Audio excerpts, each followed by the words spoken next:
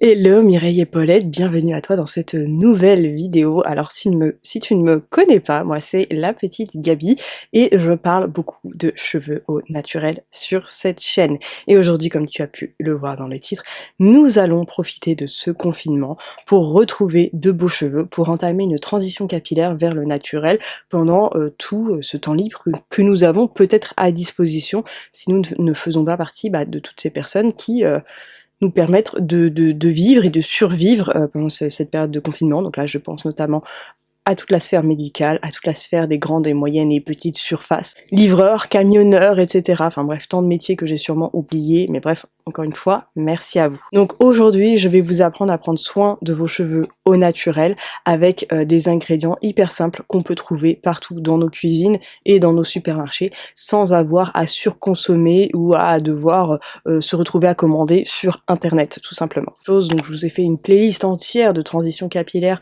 n'hésitez pas à aller la checker, elle est juste ici, hein. D'ailleurs j'ai fait énormément de vidéos à ce sujet sur ma chaîne, donc s'il y a des termes que vous ne comprenez pas, n'hésitez pas à aller voir quelques vidéos que je vous mettrai par ici ou directement dans la barre d'infos ou le commentaire épinglé. Pour commencer, pour partir vers le naturel, il va falloir faire ce qu'on appelle une détox. Alors c'est un terme un petit peu marketing qui signifie tout simplement nettoyer son cuir chevelu et ses longueurs des produits conventionnels, siliconés, sulfatés, etc. Donc déjà, on va essayer déjà par commencer à s'approvisionner en shampoing ou après shampoing ou masque, on va dire le plus naturel possible et en essayant de les trouver le plus possible dans nos grandes surfaces pour limiter tout simplement nos déplacements. Alors j'ai quelques marques à vous citer brièvement, je précise que c'est absolument pas un partenariat. Vous avez la marque Sobio en grande et moyenne surface en général que vous trouvez plutôt facilement. Sobio qui propose des shampoings, des après-shampoings qui sont plutôt pas mal. Moi c'est pas ce que j'utilise, c'est pas ce que je préfère, mais ça fait le taf. Vous avez également la marque Florence Nature, un petit peu moins sympa au niveau des compositions, mais c'est beaucoup plus clean que ce que vous pouvez trouver type Franck Provo, L'Oréal et compagnie et consorts. Parfois si vous avez des hypermarchés, vous avez une parapharmacie, des fois vous avez des marques comme Velleda qui peuvent être très bien, Cartier qui peuvent être très bien aussi, qui restent là aussi dans des petits prix. Vous avez également la marque Keranov Nature que j'ai déjà vue en grande et moyenne surface et la marque Lavera qu'on commence à trouver pas mal aussi également en grande surface. Pour tout ce qui est masque, alors là ça va être un petit peu compliqué. Le seul masque démêlant sans trop de cochonnerie à l'intérieur, c'est le masque Air Food de chez Garnier que je vous conseillerais, qui est pas trop cher. Donc voilà, là aussi pour rester dans des budgets pas trop élevés, etc. Parce que je sais que pas mal d'entre vous expérimentent des baisses de revenus, hein. Donc je vous avais déjà fait une vidéo au sujet du Air Food que vous retrouverez ici. On va dire que voilà, en grande et moyenne surface, c'est difficile de trouver des masques clean et qui démêlent. Donc là, le Air Food, si vous avez les cheveux très bouclés ou vous avez des enfants qui ne supportent pas qu'on leur tire les cheveux quand on les démêle, le masque Garnier Air Food peut vous aider également à faire une transition au naturel. Pareil, si vous cherchez une application pour décrypter les compositions, vous avez Composcan qui peut vous aider. Alors c'est une application qui est désormais payante pour garantir son indépendance et le fait que ça ne soit pas biaisé tout simplement par les marques qui subventionnent l'application tout simplement pour apparaître. Voilà, bon bref, on connaît les dessous, c'est un peu shady tout ça. Bref, donc vous avez Composcan qui peut vous aider également à bien analyser vos compositions. Alors si tu as des questions notamment sur les marques, si elles sont clean ou pas de supermarché que tu rencontres et tu ne sais pas si tu peux acheter ou pas, n'hésite pas à me demander ça dans les commentaires, j'essaierai d'y répondre. Et si jamais tu veux en savoir un petit peu plus sur les marques de supermarché, je t'invite à regarder ma playlist Focus Marketing et à me rejoindre sur Instagram parce que je vais désormais instaurer des tout petits focus marketing de 3 minutes maximum pour vous parler d'une marque qu'on va retrouver en supermarché. Donc par exemple, je pense à la Love and Beauty Planet. Donc n'hésite pas à me rejoindre sur Instagram, c'est juste là ou tout en haut dans la barre d'infos. Le premier truc qui va commencer à faire, donc une fois que vous avez changé votre assortiment de shampoing et d'après-shampoing, ça va être de faire une clarification ou une détox. Donc ça veut dire qu'on va enlever tout ce qui est silicone, toutes les matières un peu bif bof qui étouffent notre fibre capillaire. Je vous avais fait tout un procédé que je vous avais expliqué dans plusieurs des vidéos que vous voyez ici. Donc là vous avez le processus complet, mais c'est vrai que ça se passe sur plusieurs mois. Là on va essayer de le faire sur un mois. Moi ce que je vous conseille déjà c'est de faire des shampoings clarifiant. Donc soit vous utilisez votre nouveau shampoing avec soit une dose de bicarbonate de sodium que vous pouvez trouver en grande et moyenne surface, donc je vous conseille plutôt alimentaire celui-ci, ou alors avec de l'argile, donc soit de la poudre d'argile, soit un mélange d'argile tout fait, et vous, voilà, vous savonnez les cheveux avec ça, et ça va justement enlever tous les résidus de produits qui peuvent être néfastes pour vos cheveux. Également, chose intéressante à faire, ça peut être un gommage. Donc là, pour le gommage au niveau du cuir chevelu, pour stimuler et enlever éventuellement l'accumulation de silicone au niveau des racines, hein, notamment si on utilise des shampoings siliconés, on va utiliser tout simplement une huile végétale, donc ça peut être ton huile d'olive, une huile de sésame, peu importe, et avec soit du sucre, tout simplement, hein, qu'on trouve tous à peu près dans nos placards, et du marc de café. Donc si tu aimes bien boire du café, tu prends ton marc, tu défais ta dosette, tu le prends, tu le mélanges, tu l'appliques sur le cuir chevelu, et tu fais un bon gommage, et ensuite tu entames ton shampoing, soit un shampoing classique, soit au bicarbonate de sodium, si vraiment tu veux décaper tes longueurs. Ensuite, ce qu'il va falloir faire, ça va être hydrater ses cheveux, donc que vous ayez les cheveux lisses ou bouclés ou frisés ou crépus, tous les cheveux ont besoin quand même d'un minimum d'hydratation.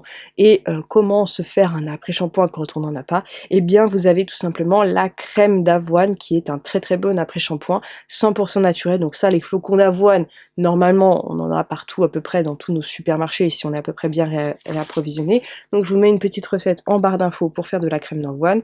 Et sinon, vous pouvez tout simplement utiliser une petite dose de yaourt, donc qu'il soit animal ou végétal, et ajouter à cela de la glycérine si vous en avez, mais bon là je comprends qu'on ne puisse pas forcément en trouver dans nos magasins, mais vous pouvez tout de même ajouter par exemple du miel, du sirop d'agave, de la mélasse, de la compote, ou alors faire du gel de lin. Alors le gel de lin, les graines de lin, on en trouve partout dans nos supermarchés, au rayon diététique, tout ça, voilà, mais sinon on en trouve à peu près partout, et il suffit tout simplement de suivre la recette que je t'ai donnée ici, ou tout simplement, tu regardes sur YouTube, c'est très très simple à faire, tu fais bouillir tes graines, tu récupères le gel et tu le mets en après-shampoing. Pareil, ça va démêler, hydrater. Ensuite, on va passer également à la nutrition, donc certains cheveux ont besoin de plus de nutrition que d'autres. Donc là, au niveau de la nutrition, on va aborder ce qu'on appelle la cure de sébum. Alors c'est une cure de sébum qui est très très mise en vogue en ce moment. Donc la cure de sébum, c'est tout simplement, on ne va pas se laver les cheveux pendant un certain laps de temps, donc ça peut être une semaine pour d'autres personnes ça peut être pendant un mois, tout dépend de comment votre racine graisse, hein, tout simplement.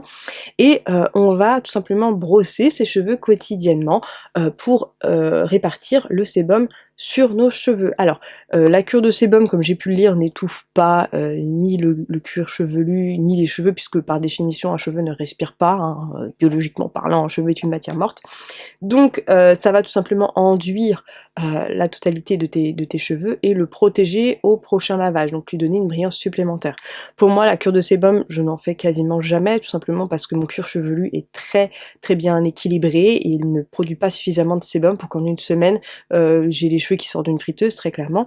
Donc si vous êtes plutôt dans mon cas, ce que je vous conseillerais de faire, ce sont des bains d'huile. Et là, pareil, tu peux utiliser ton huile d'olive bio, ton huile de sésame bio. Bon, n'utilise pas ton huile de friteuse quand même, on va pas aller jusque là. Mais voilà, t'en prends un petit peu, tu le mets sur les longueurs, tu peux en mettre un tout petit peu aux racines, et notamment si tu as des huiles essentielles, alors toujours faire très attention avec l'utilisation d'huiles essentielles, tu peux tout simplement rajouter une huile essentielle de titri, de lavande, tout simplement pour réguler ton cuir chevelu ou lutter contre les pellicules notamment. Également en masque ultra nutritif, peut-être avant shampoing pour certaines, notamment là je pense aux cheveux peu poreux, donc celles qui n'aiment pas forcément les bains d'huile, vous pouvez faire une air mayonnaise.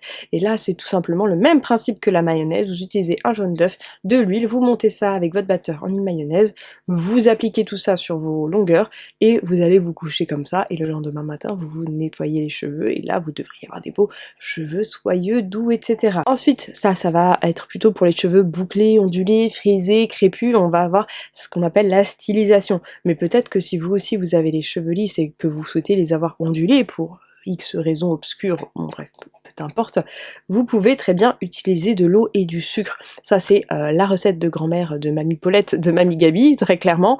C'est la recette que nos grand-mères utilisaient pour faire de la laque à l'époque, puisque la laque n'existait pas.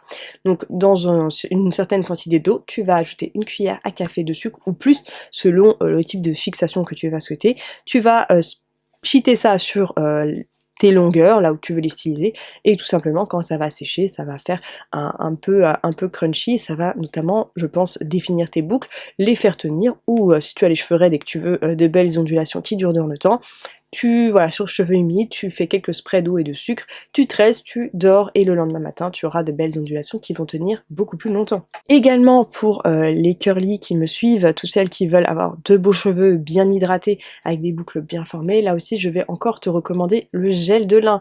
Donc là le gel de lin pareil, ça va être ultra hydratant et moi ma recette je rajoute du sucre dedans, tu peux la checker juste ici, best recette ever. Alors là évidemment tu pourras évidemment ôter quelques ingrédients de cette recette là parce que elle est quand même très complète, mais bon, n'ayant pas tous accès à la gomme xanthane etc, tu peux juste aller au plus simple, gel de lin, sucre et éventuellement glycérine ou un peu de miel, voilà, peu importe. Et tu vas l'appliquer sur tes cheveux bouclés, tu vas scruncher et tu vas avoir de magnifiques cheveux. Pareil pour la brillance, nos placards regorgent de bienfaits.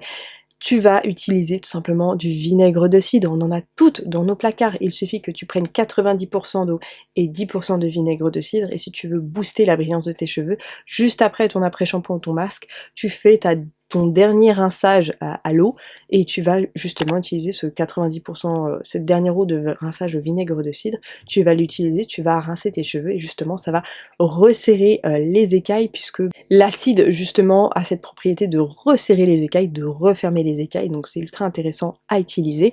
Donc voilà, petite astuce très très simple à mettre en place.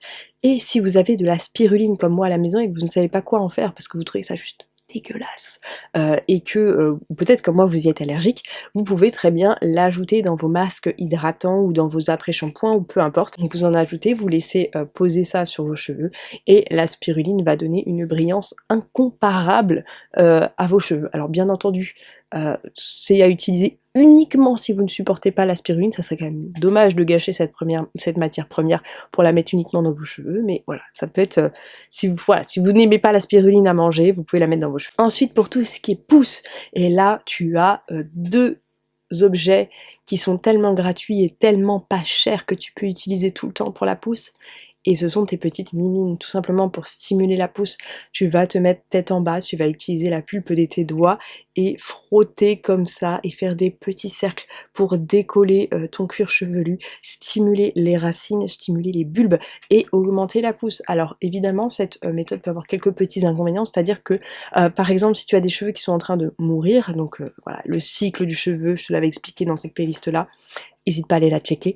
Ça peut entre guillemets accélérer la chute dans le sens où les cheveux qui sont morts vont tomber un petit peu plus vite et tu vas avoir l'impression de perdre beaucoup plus de cheveux qu'à l'accoutumée, mais ne t'inquiète pas, un cheveu ne meurt pas si tu le stimules, c'est pas ça que je veux dire. Tu peux te faire des massages tous les soirs, 1 minute, 2 minutes la tête en bas, tu peux demander à ta copine, à ta conjointe de te masser le cuir chevelu et éventuellement le faire avec une huile ou avec ta cure de sébum si tu l'as fait notamment. Et également pour la pousse, si tu as du riz chez toi, tu peux récupérer l'eau de riz et pareil, là aussi l'utiliser en dernière eau de rinçage, tout simplement pour faire briller, pour démêler, pour apporter de la douceur et également stimuler la pousse. Si tu es pas du tout du genre cure de sébum et que tu détestes avoir les cheveux gras et que malheureusement tu es en panne de shampoing sec, et bien tout simplement tu as la maïzena, et là aussi la maïzena tu la trouves dans tous les supermarchés.